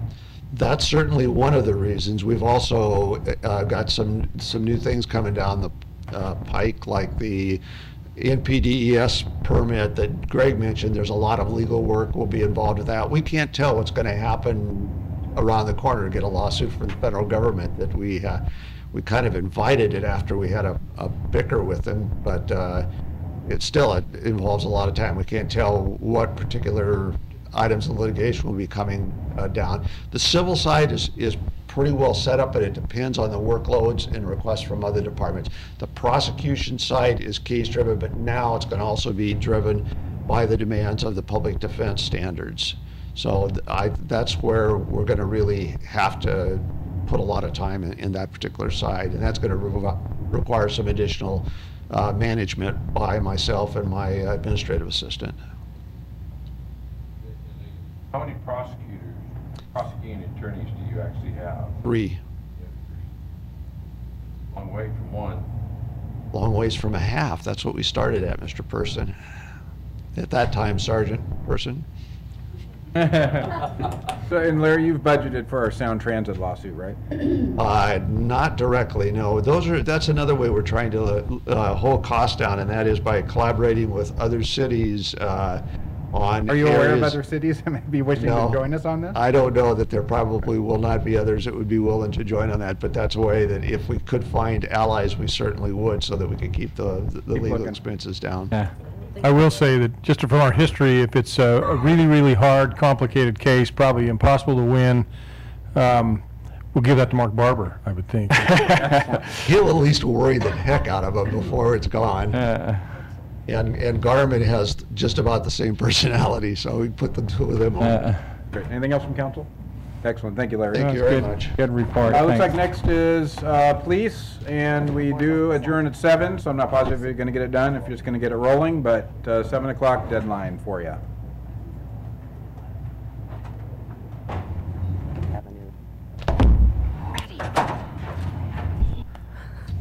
Good evening. Kevin Wallace from the Police Department. Going to briefly go over the 13-14 budget. There really isn't any substantial changes. There are some minor changes that we'll discuss. Before you is the organizational chart. Over the years has changed a little bit. We've renamed some positions. We've shifted some people around, and as I'll discuss a little bit later, we got out of the jail business during this last 2-year budget, and so we no longer have an auxiliary services division, which we used to have in the past. Go to the next slide, Clark. If you look at the uniform crime reports, these are the class 1 crimes. They're basically defined as homicide, rape, robbery, aggravated assault, burglary, theft, and auto theft. These are the crimes we report statistically every year to the FBI. And this is the historic trend since about 1985. And as you can see, there's a general downtrend. This last year, our crime rate per 1,000 was under 50, where if you look back to just 2005, it was almost 100. So we've had a substantial drop in our crime rate in the last 6 years. If this just isn't Renton, this is also kind of regionally and nationally. However, I do have the chart for the region, basically Seattle and the South King County cities, and our drop is lower than the other cities in the South King County area. As far as 2012, we're looking at a crime rate about the same, right around less than 50 crimes per 1,000. At least that's where it's trending. Calls for service started out in 2007. This is pre-Benson Hill, and these numbers do include traffic stops. In 2007, we had about 68,000 calls for service. In 2008, we had the Benson Hill annexation, and we jumped up about 10,000 calls for service, jumped up another 1,000 in 2009, and we started seeing a downtrend. We dropped about 3,000 calls in 10, and then back this past year in 2011, we had less calls for service of a city of 93,000 than we had pre-Benson Hill when we were in the 60s. And so far in 2012, we're trending to be about that same call load, about 68,000 calls for service. Chief, a call for service is literally a 911 call placed, or is it an incident that an officer happens upon? All the above. It's 911 calls, it's officer initiated, and it also includes traffic stops. Okay, thank you. And of the 911 calls, is it a subset that actually results in a police officer going to the scene? Are there some 911 calls that don't get included? We do have a process with Valley Communications where if it meets a certain criteria, a minor theft, where there's no crime involved, we can, people can submit those reports electronically. And typically about 10% of our reports are submitted electronically. And so. And would those be included in the calls for service or Yes. not? They would, okay, they'd still Right. be included, okay. But according to Valicom, because we get billed per call for service by Valicom, on those type of calls, we get billed as a half a service. Oh, okay. For billing purposes, they count as a Okay. half a call. Okay, and that's how it'd be reflected in this statistic? Yes. Yeah, okay. That's pretty amazing. Yeah. As I mentioned. Actually, I'll follow up on this. So it gets reflected as a half a call in the Yes. totals? Okay, thank you. Yeah. So I'd just say that's a great trend then. So this is actual reaction of the citizenry to crimes. The major crimes, I'm delighted to see those rates dropping, but I've heard people say, yeah, but car break-ins and things like that are still up. But this is a reflection. The statistics we're looking at now are a reflection of auto prowls and everything else, and Right. that also looks like Vehicle that's prowls dropping. would fall under theft. Yeah. And the problems with vehicle prowls, we can go for some time without any significant vehicle prowls. Then there'll be 2 or 3 people will come in and hit an apartment complex, or maybe a parking lot at the landing, or maybe a parking lot at one of our hotels and do 30, 40 in a night. I see. And so those things still happen. They still comes in ones and twos, but sometimes the more organized folks will come in and just decimate an area overnight. So not to belabor the point, the 30 cars at the Holiday Inn, are those 30 calls, or is that a call? Typically, that's one. I see. But it depends, take that back, depends how they get reported. If an officer goes down there and sees car after car after car, then it's one call. But if they Okay, have to so- come back later, when a different tenant comes out and see that his car's been broken into, that wasn't reported earlier, then that is a new call for service. And for sake of discussion, if you roll out, charge a guy with 4 crimes, it's still 1 call? Correct. Yep, okay, thank you. SCORE, we are now a owner city, and this is our trend line for average daily population, what we call ADP. We're trending at about the high 80s, about 88 is our average so far this year. Previous to SCORE, when we had our own jail, in the previous years, typically our ADP was right around 110. And so the combination of a lower crime rate and officers' decisions in the field whether or not to book a low-level misdemeanor, we're seeing a lower ADP at SCORE in the upper 80s. And overall trend line is slowly going down. Currently, the daily rate for SCORE is $112.50. Talking with Penny, the director at SCORE, we anticipate about a $2.50 increase next year, about $115 for the daily rate. Those are just rough numbers that she kind of provided for me this afternoon. Do you have a comparison of what it would cost to have that same prisoner in the King County Jail? I think, off the top of my head, but I think the daily rate is a little bit higher, but then they have the booking fee on top of that. And the booking fee was? Almost $300. I can get that for you. So the point I'm making is that we're running a far more economical jail. I mean, if you figured 88 people a day, and then I realize you're most likely not booking 88 a day, but even if you're booking 10 people a day and you're paying the booking fee over and above the daily fee, that's a lot of money. Right, but it adds up pretty quick. I think the other thing to remind the public, and you probably all remember, but in addition to that, remember the county indicated us they would refuse to take any of our 3M prisoners, or medical management or mental prisoners, and so we had no place to take those prisoners even if we would have stayed. So we were really forced to make a decision to build a jail. Well, they also sent us a letter kicking us out of the jail. And then Yeah. somewhere along the line, they realized that They needed money. we were paying them to keep the prisoners there, and that maybe the loss of that wasn't going to be helpful to them. But this is, haven't seen the new facility and how they manage the prisoners. They're getting a lot better care there than they would have in King County. Ewan, could you do an apples, not trying to justify the move to SCORE or anything like that, because there's a lot that went into play, especially King County's attitude and that type of thing. Is it possible to do an apples-to-apples comparison on, like, over the last year, what the difference in the cost would have been if we were still providing jail services versus what we've paid to SCORE? If there is, can you supply that to us? If there isn't, don't go to any efforts to create it. Thank you. Just one more clarification. It would be almost $115 a day fee for 2013. That includes our paying back the bonds. We're not Yes. paying extra on top It's of that. reflected in the budget, in a different area in the budget, in the debt service. So that we are paying debt service on Yes. top of that. Besides SCORE, we also run a very successful electronic home detention program and have for years.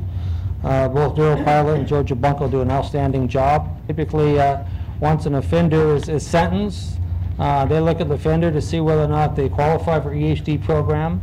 And if we can, there's certain crimes that are disqualifiers, but if we can keep this person employed and at the same time serve a sentence through EHT, it's a win.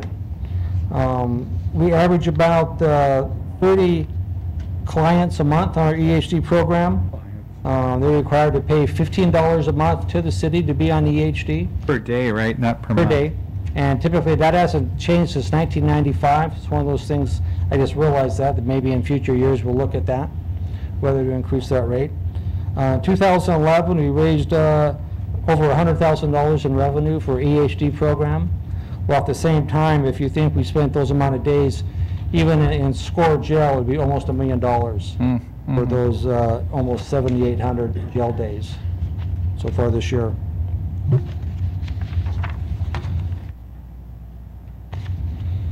The police department is in safety and health. However, like previous presenters, you could argue they could be partially in livable community and partially probably in mobility. That shows our budget over 13 and 14. The budget highlights for 13 is a reduction of 3 positions, which is basically our SRO program. About 3.5 years ago, we received a federal grant that allowed us to maintain 3 officer positions and hire 3 additional officer positions on the guarantee that the federal government would pay for the first 3 years and the city of Renton would pay for the 4th year. And so that 4th year ends basically in June of next year.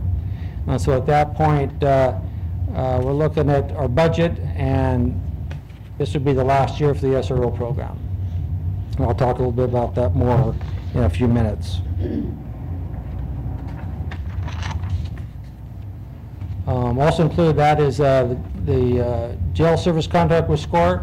It shows increase from 3.75 million in 13 to 4.5 million in 2014. Overall budget highlights, like I explained earlier, SCORE was created in this last budget cycle. It eliminated a division within the department. That we moved electronic home detention from auxiliary services over to administrative services. There'll be a mid-year elimination of the school resource officer program in 2013. And what's not included in your document is exchanging a current specialist for a second supervisor for our staff services. The staff services division consists of 13 employees that have round-the-clock coverage 24/7, 365, with only one supervisor that works basically a 410 schedule during the day. So this is an opportunity to create a second supervisor and distribute some of the tasks, because along with supervising 13, she has a lot of, she's a working supervisor, is required to do a lot of federal reporting and state reporting on crimes. And so for a modest increase, it'll increase our supervisory ability, especially into the evening and weekends. I get a question on that. So you're just taking a current specialist position and making it a supervisor, you're not adding a whole position? That's correct. This past year, I came to the council when Sherry Smith retired and Melissa Day became the new administrative assistant. That left us a vacancy as the secretary. And so I came to the council asking that that secretary be created as a specialist. So we actually increased our specialists by one this past year from the previous secretary position. Okay, so basically we're just paying the difference between the specialist pay and the supervisor's pay. Correct. Good. Yeah.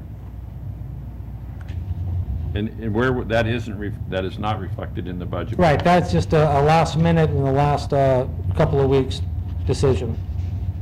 And use this opportunity to at least introduce it here, and then speaking with Ewan, figuring out how to pay for it, probably out of existing overtime.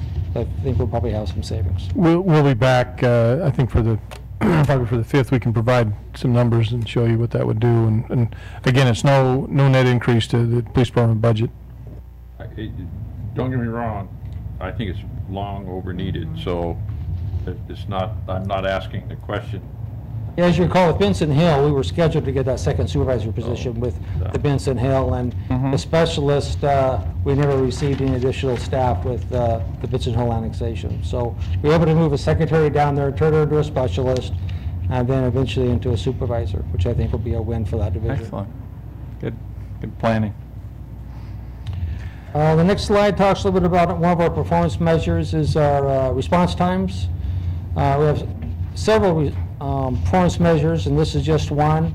And the next slide kind of goes over our response times of our target for both priority 1, which is the most serious, to priority 4, which is our least serious.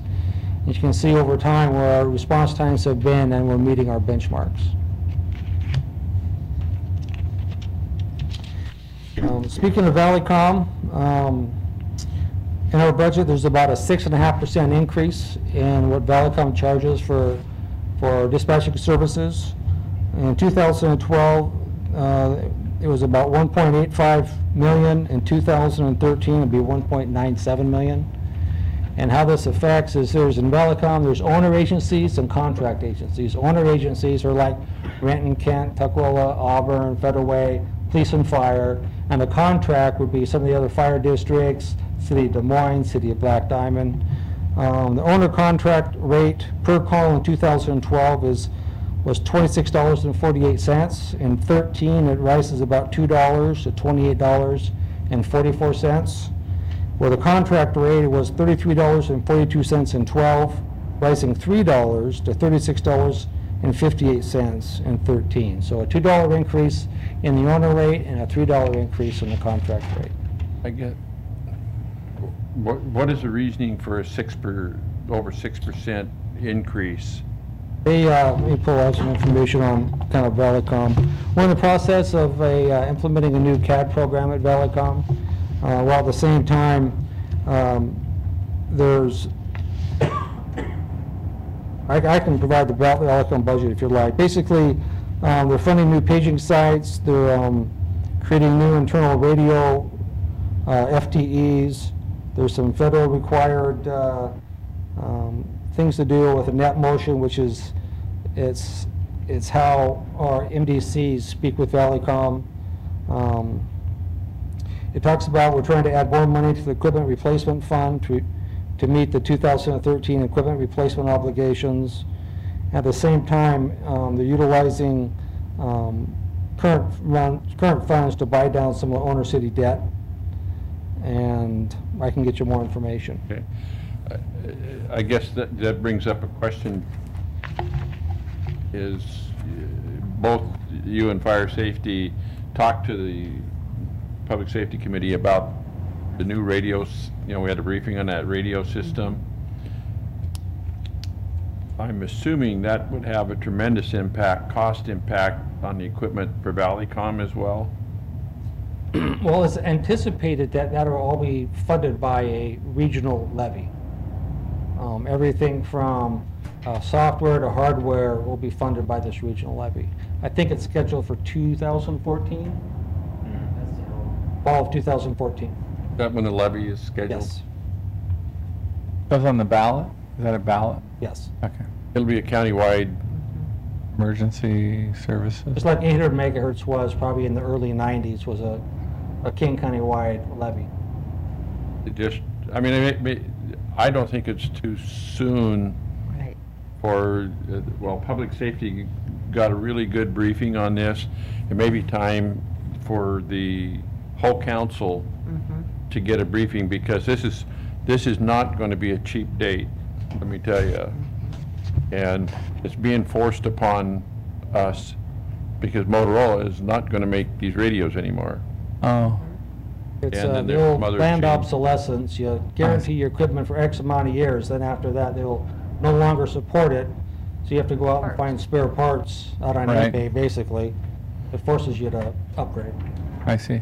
So we're going to go to little walkie-talkies. I'm just joking. Will they be able to reach into the middle of the Walmart store?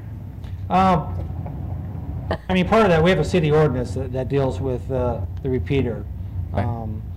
But I think depending on the technology, probably have to ask the technologist if we move down. There's some question whether or not we're actually going to stay on 800 or move down to 700 megahertz. And the Great. penetration, that's for a technologist to answer, but I think that encouraging signs. It really is important that the full council get briefed Sure. on it, because this, like I say, I forget how many dollars this was, but it was a lot. I see. And it's kind of It's complicated. everything from buying property to installing new repeater locations, and it's more than just buying a bunch of radios. I It's see. substantial. One last point on Valleycom. So, Chief, do you sit on that panel that oversees Valleycom? Yes, there's an operations board with which both Chief Peterson and I sit on. Okay. And then there's a CAD steering committee, which both Chief Peterson and I sit on. There's other subcommittees. There's a ACT subcommittee, which is a committee on technologists, where all the owner cities technologists participate in that committee. And then there's the administrative board, where it's for elected officials, where the mayor sits on that board. Okay. And so you and the mayor and the fire chief are all presumably working to keep the costs as low as possible? Yes, and also Versus- E1 and finance, they have a role too. Okay. It's similar to SCORE. I mean, SCORE is actually modeled after Valleycom Yeah. of the structure. Good. Okay. Thanks. Under service sustainability, with the loss of the SRO program, we have to figure out a way, we can't perfectly replicate the SRO program, but looking at a way for district officers who are assigned in patrol district year at a time to kind of adopt a school early on in the school year, go meet with the principal and the vice principal and the counselors, and see if we can somehow replicate what service we were provided with the SROs, at least for the officers to familiarize themselves with the schools, should they need to respond down there for typical school-type complaints where SROs have responded to in the past. So we'll What- roll that out next fall. What has the school district's response been to this? We've had communication with the school district. We've sent a letter. Fair or unfair, Renton is just about the only city in King County that funds SRO program 100%. Other school districts partially fund SRO programs. You know, funding's an issue.